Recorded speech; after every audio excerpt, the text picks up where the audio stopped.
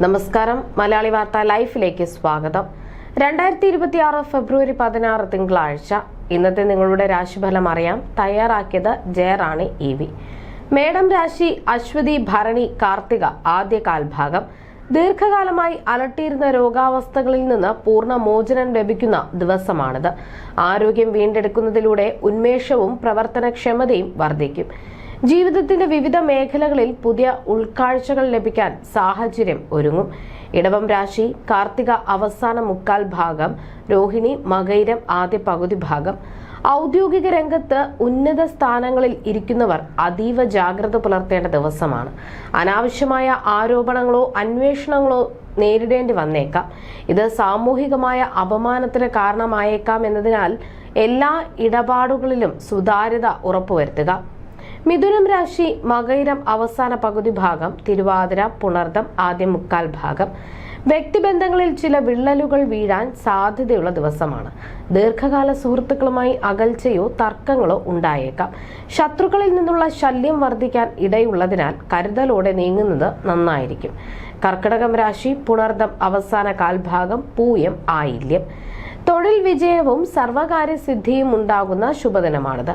പഴയ സുഹൃത്തുക്കളെയോ ബന്ധുക്കളെയോ കണ്ടുമുട്ടാൻ അവസരം ലഭിക്കും. അവരോടൊപ്പം ഉല്ലാസയാത്രകൾക്കോ പുണ്യസ്ഥല സന്ദർശനത്തിനോ സാഹചര്യം ഒരുങ്ങും.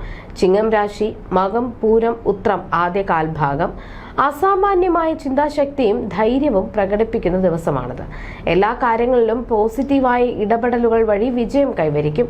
വാഹനഭാഗ്യം, നല്ല സുഹൃത്തുക്കളുടെ സഹായം, മികച്ച ഭക്ഷണസുഖം എന്നിവ ഇന്ന് ലഭിക്കും. കന്നിരാശി ഉത്രം അവസാന മുക്കാൽ ഭാഗം, അത്തം ചിത്തിര ആദ്യ പകുതി ഭാഗം. സാമ്പത്തിക ഇടപാടുകളിൽ അതീവ ശ്രദ്ധ ആവശ്യമാണ്. അല്ലാത്ത പക്ഷം മാനഹാനിക്കും അപവാദങ്ങൾക്കും ഇരയാകാൻ സാധ്യതയുണ്ട്.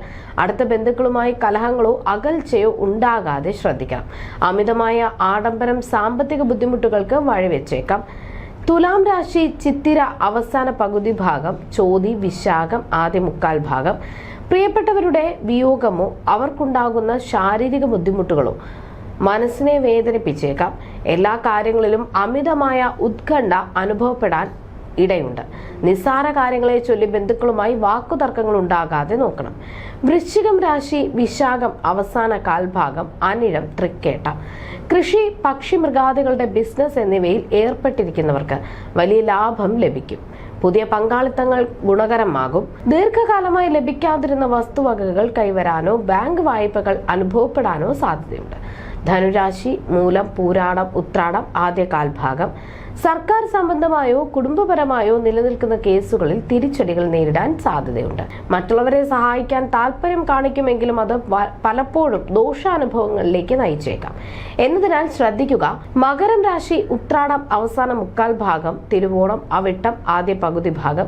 ജോലിയിൽ സ്ഥാനക്കയറ്റമോ ശമ്പള വർധനവോ പ്രതീക്ഷിക്കാവുന്ന ദിവസമാണിത്. തൊഴിൽ രഹിതർക്ക് അർഹമായ ജോലി ലഭിക്കാനും അതിൽ ശോഭിക്കാനും സാധിക്കും. വിലപിടിപ്പുള്ള സമ്മാനങ്ങൾ ലഭിക്കാനും സാധ്യത കാണുന്നു. കുംഭം രാശി അവിട്ടം അവസാന പകുതി ഭാഗം, ചതയം പൂരുരുട്ടാതി ആദ്യ മുക്കാൽ ഭാഗം. രോഗാതി ദുരിതങ്ങൾ അലട്ടാൻ സാധ്യതയുള്ളതിനാൽ ആരോഗ്യത്തിൽ ശ്രദ്ധിക്കുക. തെറ്റായ വഴികളിലേക്ക് നയിക്കപ്പെടുന്ന സാഹചര്യങ്ങൾ ഉണ്ടായേക്കാം. അത് ഒഴിവാക്കാൻ ശ്രമിക്കണം. ശത്രുശല്യവും നിയമപരമായ പ്രശ്നങ്ങളും പ്രതികൂലമായി ബാധിക്കാൻ ഇടയുണ്ട്. മീനം രാശി പൂരുരുട്ടാതി അവസാന കാൽഭാഗം, ഉത്രട്ടാതി രേവതി. സമൂഹത്തിലെ ശ്രേഷ്ഠ വ്യക്തികളെ നേരിൽ കാണാൻ അവസരം ലഭിക്കും. ഈ കൂടിക്കാഴ്ചകൾ കരിയറിലും സാമൂഹിക ജീവിതത്തിലും വലിയ നേട്ടങ്ങൾ ഉണ്ടാക്കാൻ സഹായിക്കും. പുതിയ ബന്ധങ്ങൾ ഗുണകരമായി ഭവിക്കും. ജ്യോതിഷ സംബന്ധമായ നിങ്ങളുടെ സംശയങ്ങൾക്കും പരിഹാരങ്ങൾക്കും ജയറാണി EV 9746812212.